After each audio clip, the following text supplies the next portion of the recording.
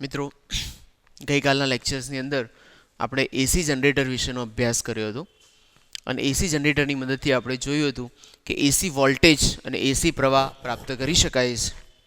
આ AC voltage જેને બે ચક્ર હતા, ધન ચક્ર અને ઋણ ચક્ર, આપણે આકૃતિ દોરી હતી. એમાં ધન ચક્ર દરમિયાન ધન વોલ્ટેજ મળે છે, ઋણ ચક્ર દરમિયાન ઋણ વોલ્ટેજ મળતો હતો. આજે આપણે વાત કરીએ એસી જનરેટર્સના પ્રકારો. તો મિત્રો, સૌપ્રથમ આપણે વાત કરીએ એસી જનરેટરનો પહેલો પ્રકાર, જેને કહેવાય છે હાઇડ્રો ઇલેક્ટ્રિક જનરેટર્સ.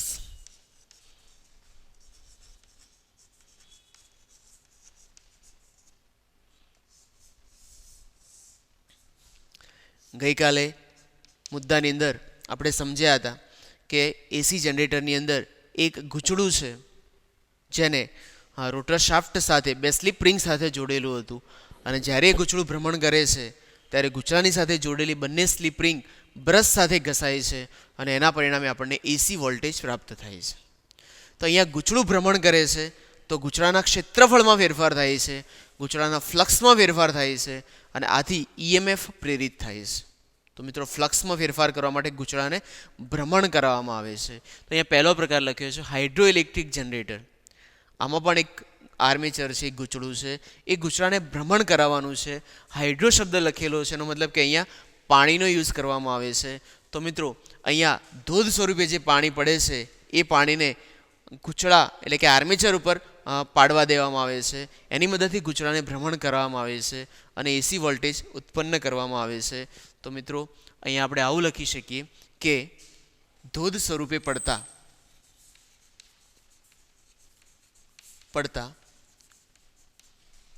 પાણીની મદદથી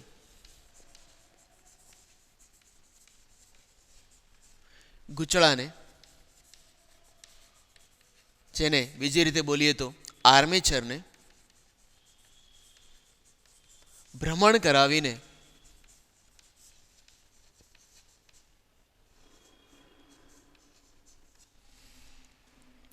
ઈએમએફ ઉત્પન્ન કરવામાં આવે છે.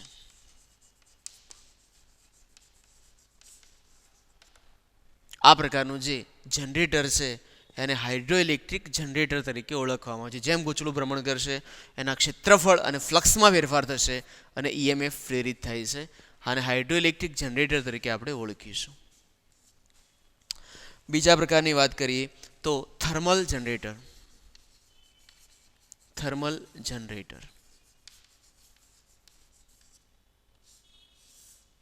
મિત્રો, થર્મલ શબ્દનો અર્થ એ વરાળ એવો કરી આપણે શકીએ છીએ. તો આ જનરેટરની અંદર શું કરવામાં આવે છે? તો સૌપ્રથમ પાણીને ગરમ કરવામાં આવે છે, અને પાણીને ગરમ કરવા માટે કોલસા અને વરાળનો યુઝ કરવામાં આવે છે. એની મદદથી પાણીને ગરમ કરી વરાળ બનાવવામાં આવે છે અને વરાળની મદદથી ગૂંચળાને ભ્રમણ કરવામાં આવે છે. તો આપણે આ રીતે લખી શકીએ કે કોલસા કે અન્ય બળતણની મદદથી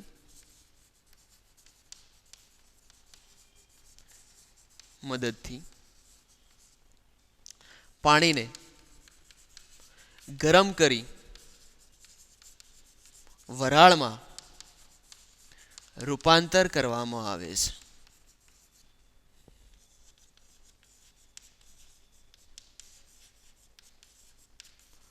અને આ વરાળની મદદથી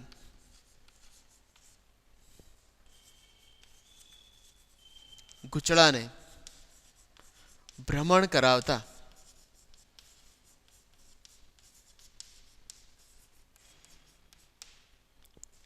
ઈએમએફ પ્રેરિત થાય છે.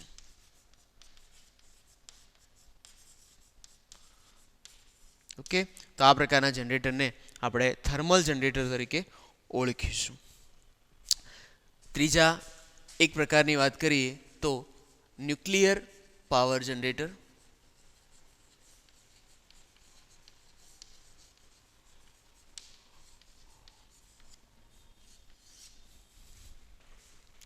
ત્રીજા એક પ્રકારની વાત કરીએ તો ન્યુક્લિયર પાવર જનરેટર. મિત્રો, બીજા પ્રકારમાં આપણે જોયું હતું કે કોલસો કે અન્ય બળતણનો યુઝ કરવામાં આવે છે અને પાણીને ગરમ કરવામાં આવે છે, પરંતુ જો આ જ પ્રોસેસ કરવા માટે ન્યુક્લિયર બળતણનો યુઝ કરવામાં આવે તો ન્યુક્લિયર પાવર જનરેટર કહેવામાં આવે છે. એટલે કે એની અંદર રેડિયોએક્ટિવ પદાર્થો લેવામાં આવે અને એની મદદથી જો પાણીની વરાળ બનાવવામાં આવે તો એ ન્યુક્લિયર પાવર જનરેટર કહે છે. તો અહીંયા લખી શકાય કે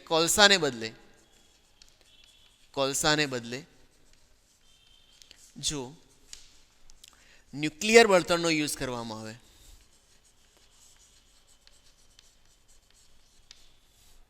વાપરવામાં આવે તો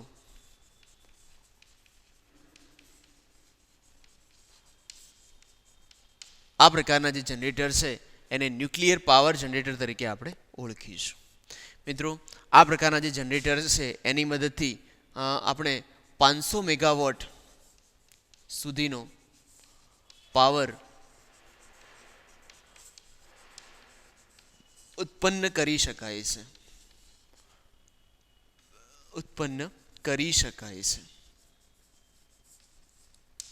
તો મિત્રો, આ ન્યુક્લિયર પાવર જનરેટર દ્વારા 500 મેગાવોટ સુધીનો પાવર આપણે જનરેટ કરી શકીએ છીએ. અહીંયા એક શબ્દ છે 500 મેગાવોટ, જેનો અર્થ શું થશે? તો અહીંયા લખીએ 500 મેગાવોટ બરાબર શું? તો મિત્રો, આપણે આવું કહી શકીએ 500 મેગાવોટ માટે કે 500 ગુણ્યા મેગા એટલે 10⁶ થશે એટલા વોટ. 500 ગુણ્યા 10⁶ વોટ, એનો મતલબ હવે આપણે આવો કરી શકીએ છીએ. તો એનો અર્થ આવો લખી શકાય કે 100 વોટના જો 100 વોટનો બલ્બ લેવામાં આવે તો 100 વોટના 5 મિલિયન બલ્બ 5 અથવા 50 લાખ બલ્બ ચાલુ કરી શકાય એટલો પાવર.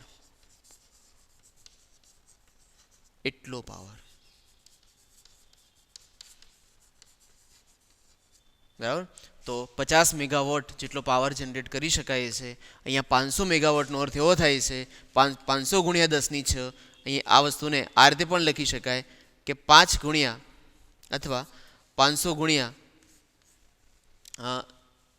10 લાખ 10⁶ એટલે 10 લાખ લખી શકાય. તો આ વસ્તુને આ રીતે પણ લખી શકાય કે 100 ગુણ્યા 50 લાખ એટલે કે જો 100 વોટનો બલ્બ હોય તો આ 50 લાખ બલ્બ ચાલુ કરી શકાય એટલો પાવર આની મદદથી આપણે જનરેટ કરી શકીએ છીએ. છેલ્લા ટોપિકની અંદર આપણે આવું લઈએ કે ભારતની અંદર અત્યાર સુધીની અંદર 50 હર્ટ્ઝની આવૃત્તિ મેળવી શકાય છે.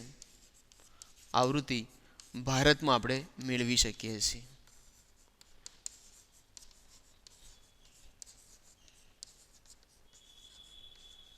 ભારતમાં અત્યાર સુધીમાં જે જનરેટર બનેલા છે એ જનરેટરની મદદથી આપણે 50 હર્ટ્ઝ સુધીની આવૃત્તિ પેદા કરી શકીએ છીએ.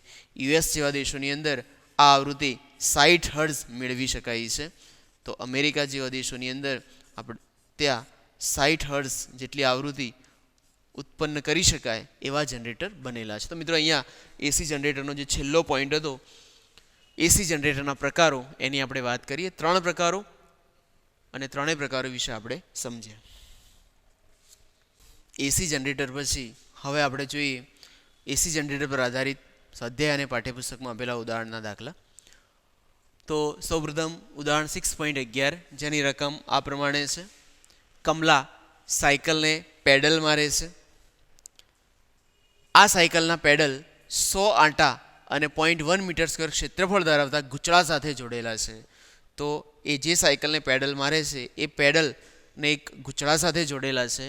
એ ગુચળા માટે એમ લખેલું છે કે ગુચળા પર આંટાની સંખ્યા n બરાબર 100 છે અને એનું ક્ષેત્રફળ a બરાબર 0.1 મીટર સ્ક્વેર છે. ગુચળાના ભ્રમણની ધરીને 0.01 ટેસ્લાના ચુંબકીય ક્ષેત્રમાં, તો ચુંબક ક્ષેત્ર આપેલું છે b બરાબર 0.01 ટેસ્લા, એના ચુંબકીય ક્ષેત્રમાં મૂકવામાં આવે તો ઉદ્ભવતો મહત્તમ વોલ્ટેજ શોધો. મિત્રો, અહીંયા મહત્તમ વોલ્ટેજનો મતલબ મહત્તમ EMF થાય છે. તો અહીંયા મહત્તમ વોલ્ટેજ એટલે કે E મેક્સિમમ, એપ્સિલોન મેક્સિમમ બરાબર શોધો. તો મિત્રો, આ પ્રકારે આપણી પાસે ક્વેશ્ચન છે. રકમની અંદર ગુચળાના ભ્રમણની આવૃત્તિ આપણને આપેલી છે 0.5 હર્ટ્ઝ. એફ બરાબર 0.5 હર્ટ્ઝ એ એની આવૃત્તિ છે. મિત્રો રકમની અંદર આવૃત્તિ લખેલી નથી, તો આપ યાદ રાખશો કે આવૃત્તિ આપણને 0.5 હર્ટ્ઝ આપેલી છે. હવે મહત્તમ વોલ્ટેજ શોધવા માટેનું સૂત્ર ઈ મેક્સિમમ બરાબર આપણે શોધવા છે. તો મિત્રો લાસ્ટ ટાઈમ એસી વોલ્ટેજ માટે આપણે ઈએમએફ માટે આવું સૂત્ર બનાવ્યું હતું. એસી વોલ્ટેજ માટે ઈએમએફ ઇઝ ઇક્વલ ટુ, જેનું સૂત્ર લખ્યું હતું epsilon is equal to N A B omega sine omega t. આ સૂત્રની અંદર એને બી ઓમેગા, જેને આપણે લાસ્ટ લેક્ચરમાં સમજ્યા હતા, એ મહત્તમ ઈએમએફ કહેવાય છે. તો આને આપણે મહત્તમ ઈએમએફ તરીકે બતાવીએ તો જ્યાં સલાહ મેક્સિમમ બરાબર એન એ બી ઓમેગા થશે. ઉપર રકમમાં જોઈએ તો એન એ અને બી આપેલા છે, ઓમેગા બરાબર આપ્યા નથી, પરંતુ આપણને આવૃત્તિ આપેલી હોય તો ઓમેગાનું સૂત્ર મૂકી શકાય એન એ બી ઓમેગા બરાબર 2πf. અને હવે સૂત્રમાં બધી કિંમતો મૂકીએ તો એન બરાબર આંટાની સંખ્યા એટલે કે 100,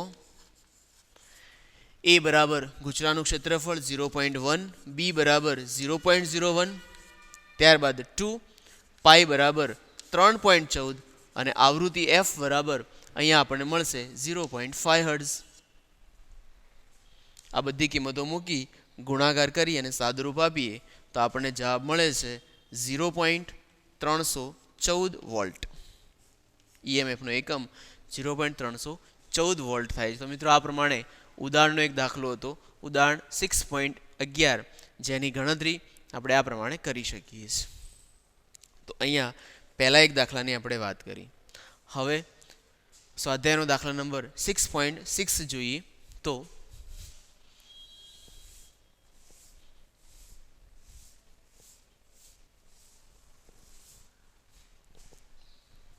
સ્વાધ્યાય 6.6 એનું સોલ્યુશન.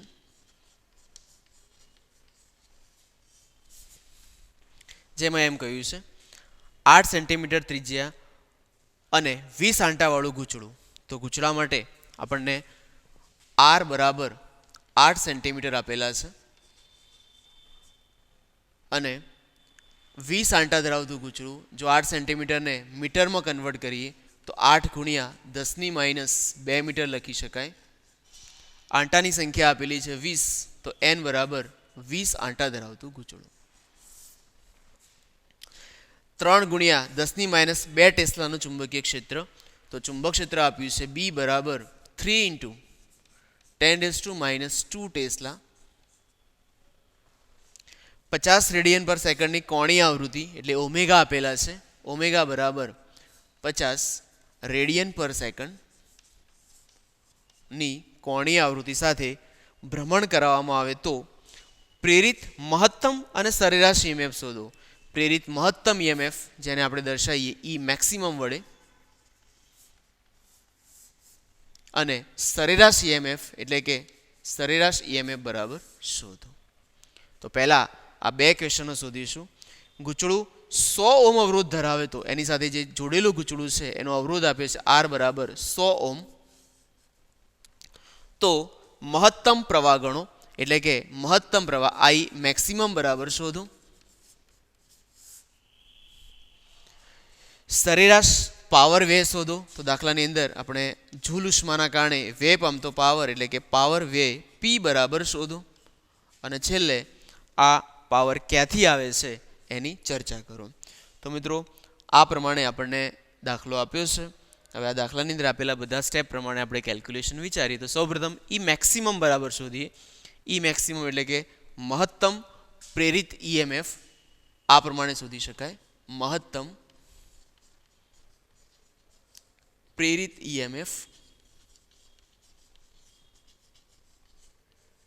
જેને ઈ મેક્સિમમ તરીકે દર્શાવીએ તો આપણે હમણાં સૂત્ર બનાવ્યું હતું N A B omega. Omega E maximum બરાબર એન એ બી ઓમેગા. અત્યારે જ આગલા દાખલામાં આપણે આ જ પ્રકારનું એક સૂત્ર લખ્યું હતું એન બરાબર આપેલા છે, બી બરાબર આપેલા છે, ઓમેગા આપેલા છે, ક્ષેત્રફળ આપેલું નથી. તો અહીંયા ગૂંચળું જે છે એના માટે ત્રિજ્યા આપેલી હોય તો ક્ષેત્રફળ માટે આપણે આ રીતે સૂત્ર બનાવી શકીએ. એન એ બરાબર પાઈ આર સ્ક્વેર બી ઓમેગા બરાબર કિંમતો મૂકીએ. એન બરાબર 20, પાઈ બરાબર 3.14, આર બરાબર 8 ગુણ્યા 10⁻² કૌંસ બાર સ્ક્વેર, બી બરાબર 3 ઇન્ટુ 10⁻², અને ઓમેગા બરાબર 50. આ બધી જ કિંમતો મૂકી અને આપણે સાદુરૂપ આપીશું તો આપણને જવાબ મળે છે, ડાયરેક્ટ લખીએ છીએ 0.6028 વોલ્ટ. ઈએમએફનો એકમ 0.6028 વોલ્ટ. તો મિત્રો આ પ્રમાણે એક્ઝામ્પલ આપણે ગણી શકીએ છીએ. બીજા પ્રશ્નની વાત કરીએ, સરેરાશ ઈએમએફ. તો સરેરાશ ઈએમએફ માટે આપણે લાસ્ટ લેક્ચરની અંદર જોયું હતું કે જે એસી વોલ્ટેજ મળે છે એ 2 ચક્ર દરમિયાન મળે છે. શરૂઆતની અંદર ધન ચક્ર દરમિયાન મહત્તમ ઈએમએફ પ્લસ હોય છે, ત્યારબાદ એનો ઈએમએફ માઇનસ હોય છે. તો આના પરથી કહી શકીએ છીએ કે ધન ચક્ર અને ઋણ ચક્ર તો આ બંનેનું એવરેજ શોધવામાં આવે તો સરેરાશ ઈએમએફ 0 થાય છે. અને આ જ આન્સરને બીજી રીતે લખીએ તો આ રીતે લખી શકાય કે ઈએમએફ માટેનું સૂત્ર છે N A B omega sine omega T.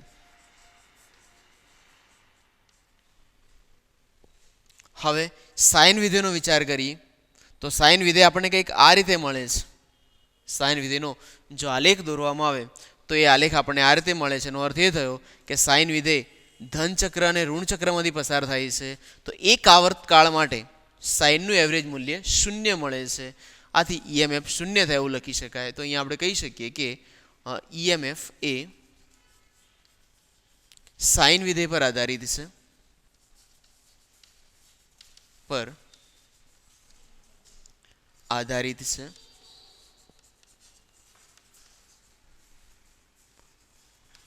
એક આવર્તકાળ માટે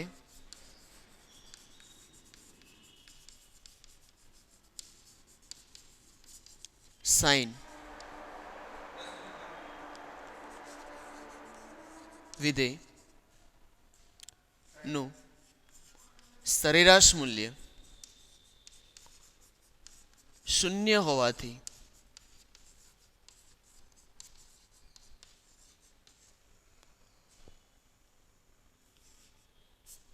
સરેરાશ ઈએમએફ 0 થશે. ઓકે, હવે મહત્તમ પ્રવાહ શોધીએ. તો ઓમના નિયમ પ્રમાણે આપણે સૂત્ર બનાવીએ મહત્તમ પ્રવાહ માટે. મહત્તમ પ્રવાહ બરાબર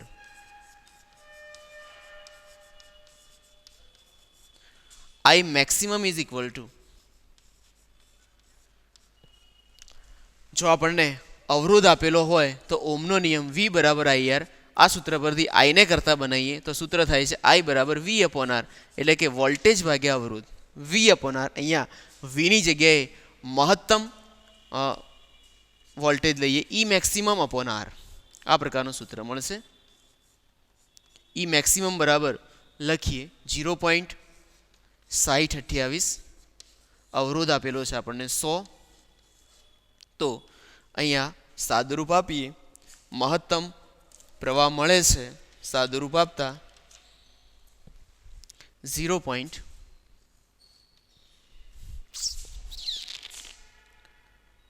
મિત્રો એક્ઝામ્પલની અંદર અવરોધ આપણને 10 ઓમ આપેલો છે. તો અહીંયા 10 મૂકીશું અને 10 મૂકીએ તો જવાબ આવશે 0.06028 એમ્પિયર. તો આ પ્રમાણે આપણને મહત્તમ પ્રવાહ મળે છે. અને હવે છેલ્લે પાવરની ગણતરી કરીએ. સરેરાશ પાવર વ્યય શોધો.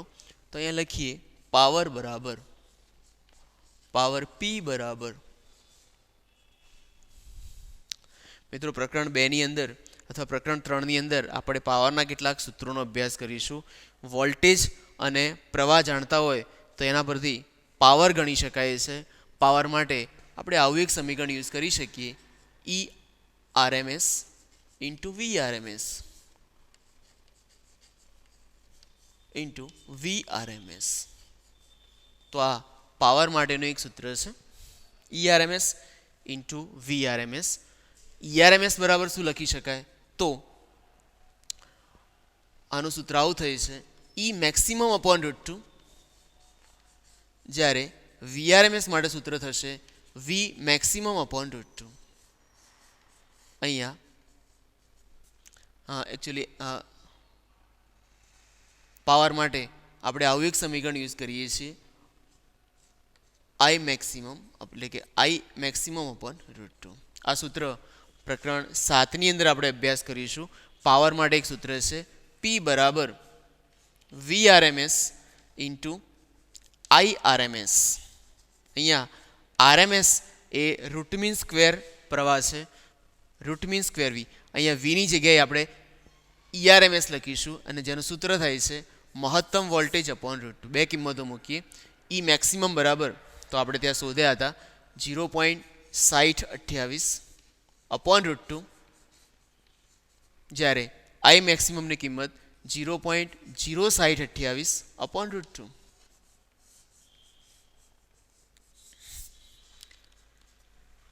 આ બધી જ કિંમતો મૂકી અને જો સાદુરૂપ આપવામાં આવે તો જવાબ મળે છે 0.01816 વોલ્ટ.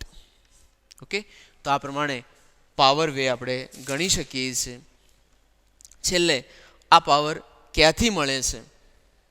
તો મિત્રો આપણે થિયરીમાં જોયું હતું કે થિયરીની અંદર જ્યારે ગૂંચળાના ફ્લક્સમાં ફેરફાર થાય છે ત્યારે પ્રવાહ પ્રેરિત થાય છે.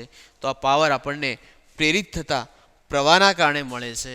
તો લખી દઈએ કે આ પાવર આપણને પ્રેરિત થતા પ્રવાહના કારણે મળે છે.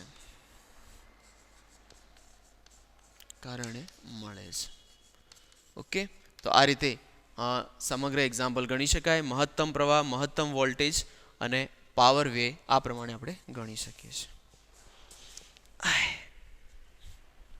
કર્યું?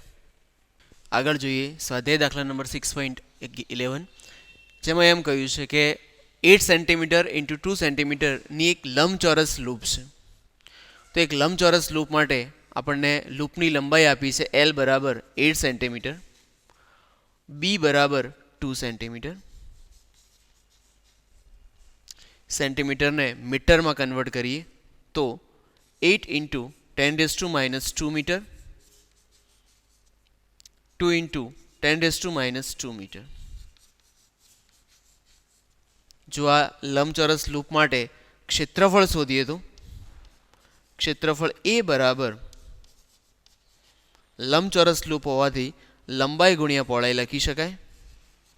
આથી બંને પદોનો ગુણાકાર કરીએ. 8 ઇન્ટુ 10⁻², 2 ઇન્ટુ 10⁻², આન્સર આવશે 16 ઇન્ટુ 10⁻⁴ મીટર સ્ક્વેર.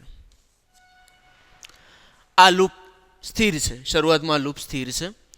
તેને ચુંબકીય ક્ષેત્ર 0.3 ટેસ્લા. તો મિત્રો દાખલામાં આપણને ચુંબક ક્ષેત્ર આપેલું છે બી બરાબર 0.3 ટેસ્લા, જેનું ચુંબકીય ક્ષેત્ર 0.02 ટેસ્લા પર સેકન્ડના દરથી ઘટે છે. ચુંબકીય ક્ષેત્રની અંદર મિત્રો ઘટાડો થાય છે. તો આપણે આવું લખી શકીએ કે ડીબી અપોન ડીટી બરાબર 0.02 ટેસ્લા પર સેકન્ડ. એક સેકન્ડની અંદર 0.02 ટેસ્લા જેટલું ચુંબકીય ક્ષેત્ર ઘટે છે. માઇનસ અહીંયા લખવું હોય તો લખી શકાય, ચુંબક ક્ષેત્રમાં થતો ઘટાડો માઇનસ છે. જો લૂપનો અવરોધ 1.6 ઓહ્મ છે, એટલે કે અવરોધ આર બરાબર 1.6 ઓહ્મ છે, તો પાવરની ગણતરી કરો, પી બરાબર શોધો. મિત્રો પાવર શોધવા માટે સૂત્રોની વિચારીએ તો પાવર શોધવા માટે આપણે આવું એક સૂત્ર યુઝ કરી શકીએ છીએ, પી બરાબર વીઆઈ, એટલે કે વોલ્ટેજ અને પ્રવાહના ગુણોત્તરને પાવર કહે છે. આ સૂત્ર પરથી બીજું કોઈ સૂત્ર બનાવીએ તો ઓમના નિયમ પ્રમાણે જો આપણને અવરોધ આપેલો હોય તો V બરાબર IR લખી શકાય અને V બરાબર IR લખીએ તો સૂત્ર થાય છે I² × R. તો મિત્રો પાવર શોધવા માટે આપણે આવું એક સૂત્ર બનાવ્યું I² × R, એટલે કે પ્રવાહ શોધીએ તો એને અવરોધ સાથે ગુણતા પાવર મળે છે. તો મિત્રો દાખલાની અંદર આપણે પ્રવાહ શોધીએ. પ્રવાહ કેવી રીતે શોધી શકાય? તો સૌપ્રથમ પ્રવાહ શોધવા માટે પ્રેરિત EMF શોધીશું, એટલે કે EMFની ગણતરી કરીએ તો જો આ રીતે શોધી શકીએ કે પ્રેરિત EMF બરાબર, જેને આપણે એપ્સિલોન વડે દર્શાવીએ તેનું સૂત્ર છે -dϕ/dt. હવે ફ્લક્સ બરાબર તો લખી શકાય કે બરાબર -d/dt. જ્યારે ફ્લક્સ માટે સૂત્ર મૂકીએ BA, ફ્લક્સનું સૂત્ર B એ ચુંબકીય ક્ષેત્ર જે કોન્સ્ટન્ટ હોવાથી અથવા કૂતરાનું ક્ષેત્રફળ A બરાબર કોન્સ્ટન્ટ હોવાથી એને અહીંયા લખીએ A માઇનસ A, જ્યારે અહીંયા આવશે dB/dt.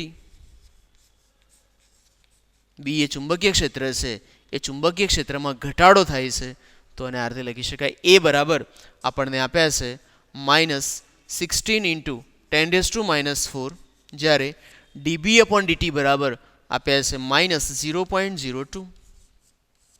તો સાદુરૂપ આપતા આપણને આનો આન્સર મળશે 3.2 × 10⁻⁵. 10⁻⁵ EMF તો એનો એકમ આવશે વોલ્ટ. તો મિત્રો આ પ્રમાણે આપણને વોલ્ટેજ મળે છે. હવે વોલ્ટેજ ઉપરથી પ્રવાહ શોધી કાઢીએ તો પ્રવાહ શોધવા માટે આપણે આ સૂત્ર યુઝ કરી શકીએ. માટે I બરાબર ε/R. એપ્સિલોન બરાબર 3.2 × 10⁻⁵, R બરાબર 1.6. સાદું રૂપ આપીએ તો જવાબ આવશે 2 × 10⁻⁵ એમ્પિયર. તો આપણને આ પ્રમાણે પ્રવાહ મળે છે અને હવે એ પ્રવાહ પરથી પાવર માટે આપણે આ સૂત્ર યુઝ કરીએ કે પાવર P બરાબર I² × R. I બરાબર આપણે અહીંયા કિંમત મૂકી હતી 2 × 10⁻⁵(²), R બરાબર અવરોધ 1.6, P બરાબર જો આનું સાદુરૂપ આપીએ તો જવાબ મળશે 6.4 × 10⁻10.